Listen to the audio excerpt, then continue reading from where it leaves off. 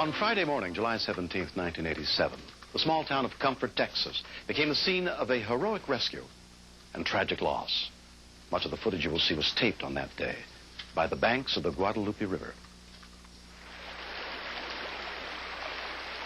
That day probably was one of the most traumatic of my whole life. We thought that the only people that were alive were the ones that were around us, and we were scared to death. I know I'll never get over this, because it's something that's going to be in my mind forever. It was the day they were supposed to go home. The more than 300 children at the church camp were awakened early. The river was flooding. If they didn't leave soon, their buses might not be able to leave at all. They come in there rushing us up and everything, telling us to get up, get packed and all this stuff, and everybody was asking why. They said we got to get out of here because the river was flowing over. We started going around the corner. We would go down the hill, then water started coming in the bus and stuff. We tried to back up, but then the bus got stuck, so they made all of us get out of the bus. And that's whenever the first wave hit us and started scattering people to different trees.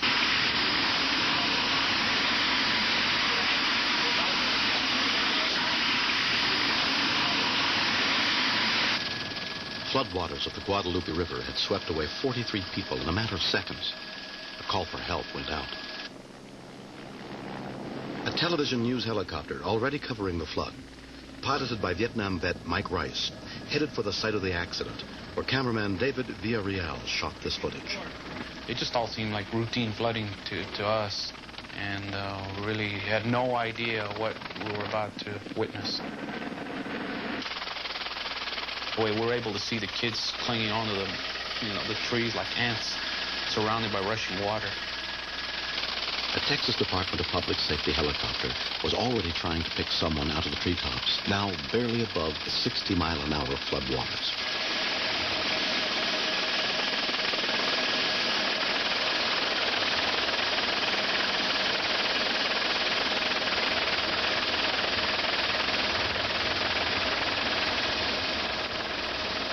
"17-year-old Chris Ray was the first to be rescued.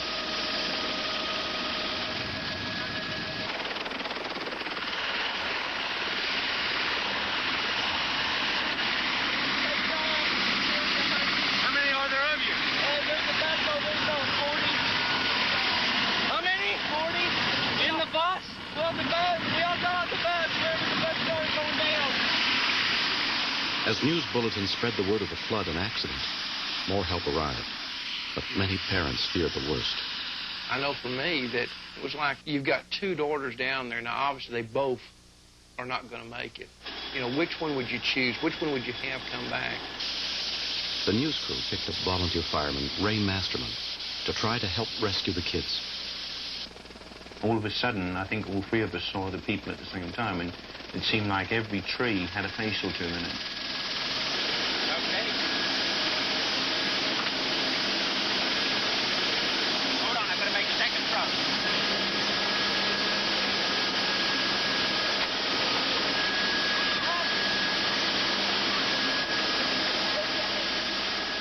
It was a very dangerous situation when we're literally surrounded by trees, clipping trees with our blades.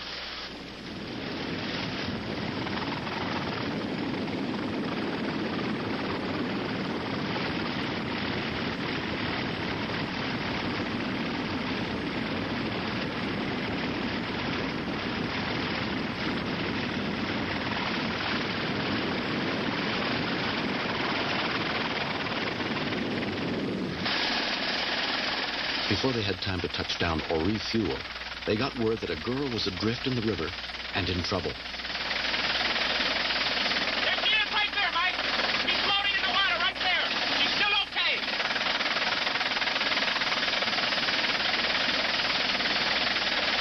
There she is, right there. Okay, he died. He's going to go down with his life vest. He took the rope off. Masterman tried repeatedly to rescue 14-year-old Melanie Finley, but she was ripped away by the river. Here she goes!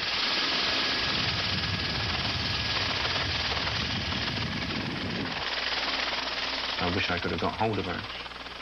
Yes. And I think you know, that we would have had more chance. But fate plays tricks like that. 25 miles away, the Army's 507th Medical Company sent 16 men in 4 air ambulance helicopters, including Sergeant Keith McKenzie. As I went down, all I could see was scared kids. They were just all over the place, and everyone was yelling, "Get me, get me." The rescuers were lowered, knowing that if they got caught in the trees, they would be cut loose. Sergeant McKenzie first tried to reach 16-year-old Scott Chatham, already weakened by leukemia and chemotherapy.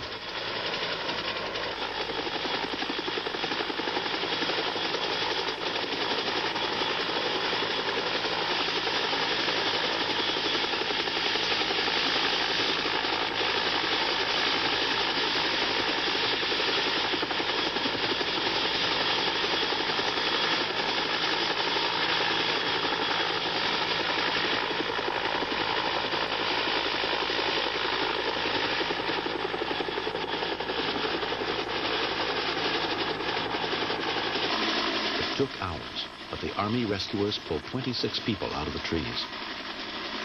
By 11:30 that morning, it was over. 33 people had been saved. What is your name? Michelle.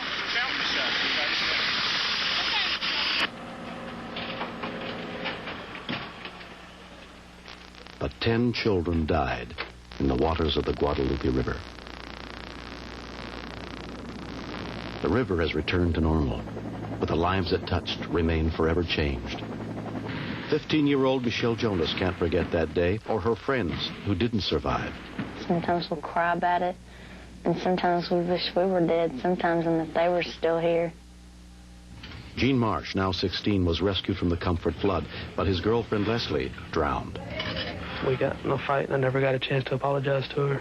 But if she was still here, I definitely would apologize to her. And I wish she was here so I could. Cortland Sewell's family was torn apart by the tragedy. 2 of his children died. All 4 of my kids were there, and so we lost 2, and we got 2 back, so we know what both ways feels like, getting your kids back plus losing your kids. There's an empty spot in my life, a big one. And I've tried to think, well, how would it be if, instead of Cindy and Christopher, if it was Michelle and Jamie? It'd be the same. It's pain that you don't want to know. It feels like the inside has been ripped out of you. Ray Masterman finds some comfort in a letter he received from the family of the girl he tried so desperately to save. I've recently read about your efforts to save my sister, and thank you so much for risking your own life to save my sister's.